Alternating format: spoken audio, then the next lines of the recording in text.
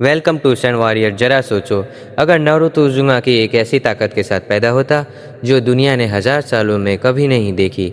अगर उसके पास एक साथ सेरेंगन, रिन्नेगन और बायाकुगान तीनों आंखें होती तो Konoha the village hidden in the leaves. एक शांत रात, लेकिन उस रात कुछ ऐसा होने वाला था जो पूरी निंजा दुनिया की किस्मत बदल देता।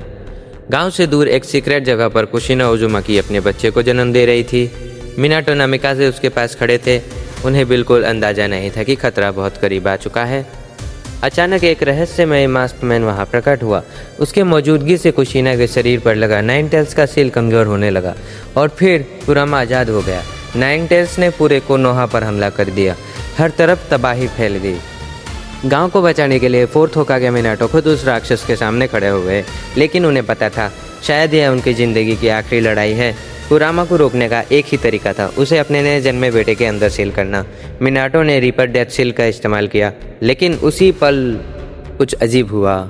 सील एक्टिव होते ही आसपास की प्राचीन शक्तियाँ उस बच्चे की ओर खींचने लगी और अचानक नारुतो की आंखों में 3 अलग अलग डूजित्सु जाग उठे।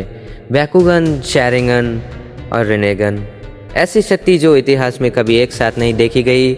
मिनाटो और कुशिना ने अपने बेटे को बचाने के लिए अपनी जान कुर्बान कर दी।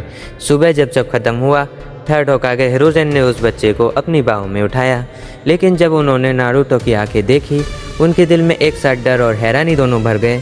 उस रात कोनोहा में एक इमरजेंसी मीटिंग बुलाई गई। डांजो चाहता था कि बच्चे को रूट के हवाले कर दिया जाए, लेकिन हिरोजेन ने साफ मना कर दिया। नारुतो को एक नॉर्मल ज़िंदगी देने की कोशिश की जाएगी। साल बीत गए। नारुतो गांव के किनारे एक छोटे से घर में रहता था।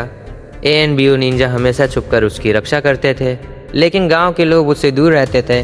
उन्हें डर था उसके अंदर एक राक्षस भी है और ऐसी आंखें भी जो किसी इंसान के पास नहीं होनी चाहिए। एक दिन अचानक नारुतो का ब्याकुगान एक्टिवेट हो गया।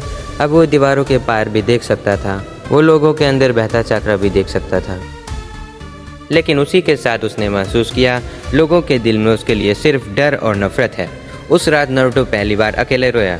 कुछ समय बाद नारुतो की मुलाकात एक लड़के से हुई। उसका नाम था रियोता। वह भी बाकी बच्चों की तरह अकेला था।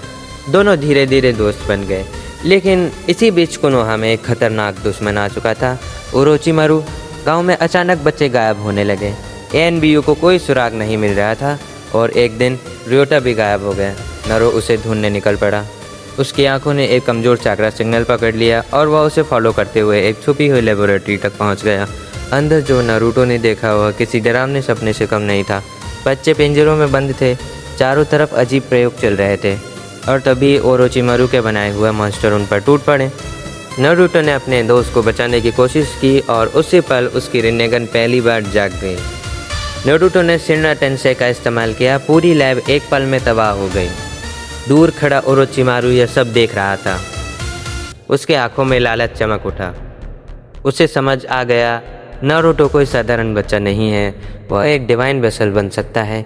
और उसी दिन से नारुतो पूरी दुनिया के सबसे खतरनाक दुश्मनों का निशाना बन गया।